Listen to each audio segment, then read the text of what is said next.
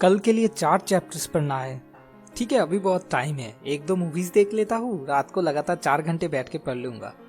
और फिर अगले दिन, अरे ये कल ही तो पढ़ा था मैंने, याद क्यों नहीं आ रहा। सोचिए आपको कोई पढ़ाई तैयार करना है जिसके लिए आपको 4 घंटे पढ़ाई करने की जरूरत है, तो आप क्या कहते हो, कौन सा ऑप्शन उस पढ़ाई को याद रखने में ज्यादा हेल्पफुल है? पूरी तरह से फोकस रह के 4 घंटे लगातार बैठ के पढ़ लेना, या उस 4 घंटे को 4 हिस्से में डिवाइड कर लेना?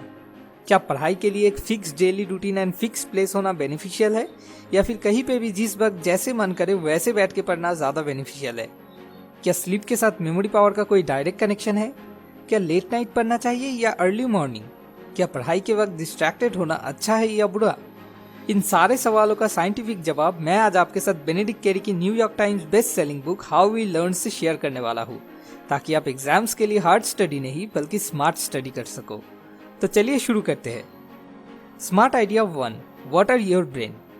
एक पौधे की ग्रोथ के लिए उसको हफ्ते में सिर्फ एक दिन लगातार 1.5 घंटे के लिए पानी देने से अच्छा है हर रोज सिर्फ 5 मिनट के लिए उसे पानी देना।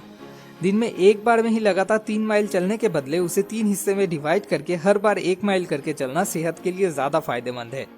ऐसे ही लगातार 3 घंटे लग करके पढ़ाई करने से अच्छा है उसे 3 हिस्से में डिवाइड करके पढ़ना। बेनेडिक्ट इसको spacing effect and distributed learning कहते हैं।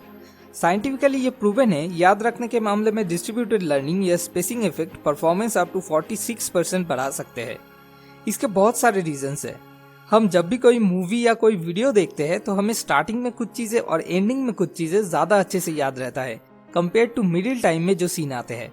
ऐसा होता है क्योंकि किसी भी सेशन के स्टार्टिंग में एंड एंडिंग में कंसंट्रेशन हमेशा पीक में रहता है, इसलिए कोई सेशन जितना छोटा हो उतना ही ज्यादा फायदेमंद है। दूसरा रीजन, आप कोई चीज जितना ज्यादा भूलोगे और फिर उसे मेहनत करके याद करने की कोशिश करोगे उतना ही ज्यादा वो चीज मेमोरी में और परमानेंट बन जाएगा। जब आप बीच बीच में ब्रेक लेते हो तो आप कुछ चीजें भूल जाते हो जिसे आपको रिकॉल करना पड़ता है और इसी से वो और परमानेंट बन जाते हैं। Smart idea 2, untested fluency is an illusion. ऐसा कई बार होता है, एक टॉपिक पढ़ने के बाद हमें लगता है हाँ ठीक है, समझ आ गया, याद हो गया है पूरा, और हम उसे छोड़ के दूसरा कुछ पढ़ने लग जाते हैं। लेकिन फिर जब एग्जाम में वो क्वेश्चंस आ जाते हैं हम याद नहीं कर पाते। इस चीज को फ्लुएंसी इल्यूशन कहते हैं। जब वो चीज आंखों के सामने है तब ब्रेन में एक इल्यूशन क्रिएट होता है कि हाँ याद हो गया है, असल में नहीं हुआ है। इसीलिए एक चीज 4 बार देख देख के पढ़ने से अच्छा है उसे एक बार देख के पढ़ना और फिर बुक को बंद करके 3 बार जो पढ़ा है उसको रिकॉल करने की कोशिश करना। मुझे पता है ये चीज थोड़ा डिफिकल्ट है, क्योंकि जब हम ब्रेन से एक्टिवली कोई इन्फॉर्मेशन रिस्टोर करने की कोशिश करते हैं तो हमें मेहनत करना पड़ता है और इसीलिए ज्यादातर टाइम हम इसको एस्केप करने की कोशिश करते हैं। ऊपर से फ्लुएंसी इल्यूशन तो है ही सपोर्ट करने के लिए, तो हमें इस ट्रैप को अवॉइड करना है। 20% रीडिंग, 80% रिसाइट। देखो यहाँ पे भी 80-20 प्रिंसिपल आ गया। Smart idea 3, change is good. पता नहीं बचपन से मैंने कितनी बार सुना है, बेटा पढ़ाई के लिए एक फिक्स रूटीन बना ले और हमेशा चेयर टेबल पे बैठ के पढ़ाई कर। अब उनको कौन समझाए कि साइंस कुछ और ही कहती है। 2 ग्रुप में स्टूडेंट्स को लेके एक टेस्ट किया गया। पहले ग्रुप को 20 मिनट के लिए एक ही रूम में बैठ के 50 वर्ड्स याद करने के लिए कहा गया और दूसरे ग्रुप के स्टूडेंट्स को 2 अलग अलग रूम में 10 मिनट करके उन 50 वर्ड्स को याद करने के लिए कहा गया। इसके बाद जब इन दोनों ग्रुप के स्टूडेंट्स का टेस्ट लिया गया तो एक रूम में बैठ के पढ़ने वाले ग्रुप के स्टूडेंट्स ऑन एन एवरेज सिर्फ 16 आउट ऑफ 50 वर्ड्स याद कर पाए। वही दूसरे ग्रुप के स्टूडेंट्स जिन्हें 2 अलग अलग रूम में बैठ के पढ़ने के लिए कहा गया था वो on an average 24 out of 50 words याद कर पाए। यार कोई मेरे पेरेंट्स को ये बात समझाओ। Smart idea 4, test, teach, mix.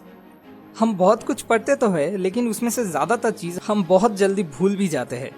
इसे ओवरकम करने के लिए हमें पर्टिकुलरली हर एक टॉपिक पे मास्टरी गेन करना होगा, जिसके लिए 3 स्टेप्स फॉलो करना बहुत ही जरूरी है। Test, teach and mix.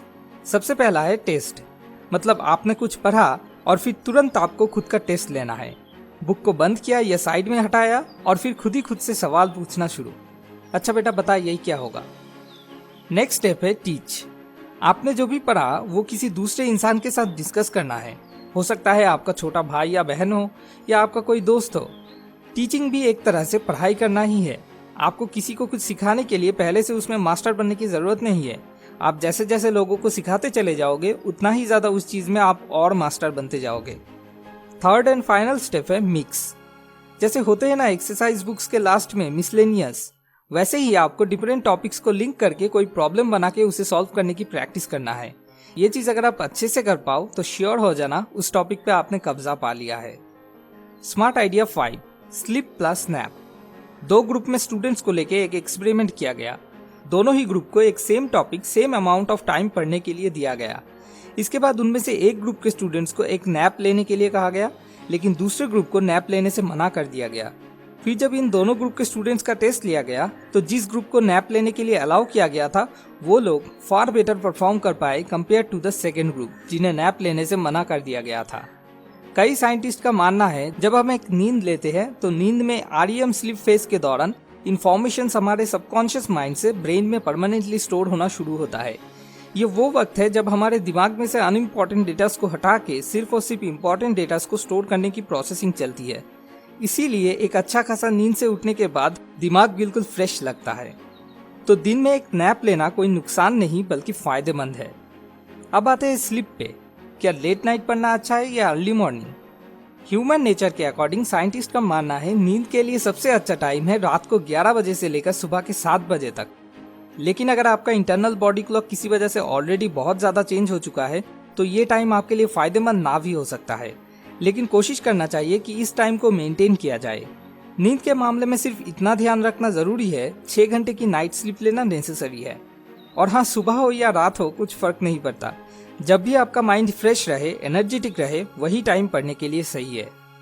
और एक बात, अगर अगले दिन आपका कोई थ्योरी सब्जेक्ट में टेस्ट है तो उस मामले में रात को जल्दी सो जाना ज्यादा बेहतर है, ताकि इन्फॉर्मेशन सबकॉन्शियस माइंड से ब्रेन में प्रोसेसिंग होने के लिए टाइम मिल सके। लेकिन अगर कोई ऐसा टेस्ट है जिसमें बहुत सारे फॉर्मूलास याद रखने हैं तो उन मामलों में थोड़ा लेट करके सोना साइंस के मुताबिक ज्यादा फायदेमंद है। Smart idea 6, Zeigarnik effect. हम में से ज्यादातर लोगों का यह मानना है कि पढ़ाई के टाइम में डिस्ट्रैक्टेड होना बहुत ही बुरी बात है। लेकिन in the earlier 20th century एक साइकोलॉजिस्ट जिनका नाम है ब्लूमर ज़ाइगर्निक, उन्होंने एक बहुत ही इंटरेस्टिंग चीज नोटिस किया। किसी रेस्टोरेंट में एक वेटर जिस टेबल का बिल पेड हो चुका है उससे अच्छा जिस टेबल का बिल अभी तक पेड नहीं हुआ है उस टेबल का ऑर्डर ज्यादा अच्छे से याद रख पाता है। मतलब फिनिश टास्क के मुकाबले अनफिनिश टास्क के लिए मेमोरी ज्यादा अच्छे से काम करती है। आप भी कभी नोटिस करके देखना, जब हम पूरा रट्टा लगा के कोई एग्जाम देने के लिए जाते हैं तो एग्जाम से पहले तो हमें फिर भी कुछ याद रहता है, लेकिन जैसे ही वो एग्जाम खत्म हो जाता है वो सारी चीजें हम जैसे तुरंत भूल जाते हैं। ऐसा होता है क्योंकि हमारे सबकॉन्शियस माइंड को पता होता है कौन सा टास्क फिनिश्ड हो गया है या कौन सा अभी भी अनकॉम्प्लीटेड है, तो वो अनकॉम्प्लीटेड टास्क पे ज्यादा ध्यान देता है और कंप्लीटेड को जितना जल्दी हो सके रिमूव करके स्पेस बनाने की कोशिश करता है। हम इस चीज को अपने फायदे के लिए भी यूज कर सकते हैं। इसीलिए जब आप किसी बहुत ही टफ या क्रिएटिव टॉपिक के बारे में पढ़ रहे हो या किसी प्रोजेक्ट पे काम कर रहे हो तो बीच में डिस्ट्रैक्टेड होना, जैसे कि एक वर्क ब्रेक लेना या एक नैप लेना, फायदेमंद है। क्योंकि जब आप ऐसा करते हो तो ज़ाइगर्निक इफेक्ट काम करना शुरू करती है।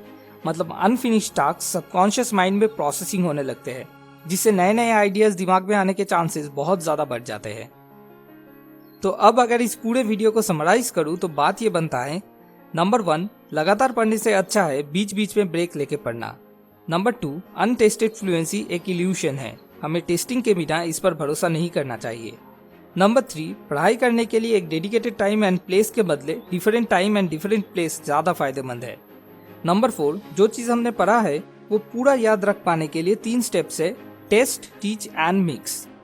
नंबर 5, एनफ स्लीप एंड एक शॉर्ट नैप पढ़ाई के लिए बहुत ही हेल्पफुल है। एंड नंबर 6, क्रिएटिव मामलों में ज़ाइगर्निक इफेक्ट हेल्पफुल हो सकता है।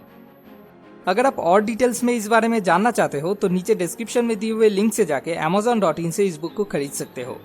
आखिर में आपसे एक छोटा सा रिक्वेस्ट, अगर इस वीडियो से आपको अपनी लाइफ की किसी भी प्रॉब्लम का सोल्यूशन ढूंढने में सच में इतना सा भी मदद मिले तो जरूर लाइक और कमेंट करके हमें बताइए। जितने लाइक्स आएंगे मैं समझूंगा उतने लोगों को मैंने थोड़ा सा मदद कर दिया है। यही मेरी असली मकसद है। अगला वीडियो अगले हफ्ते। ऐसे और वीडियोस पाने के लिए सब्सक्राइब करके हमारे साथ कनेक्टेड रहिए। मोर विजडम, मोर सोल्यूशन, बेटर लाइफ।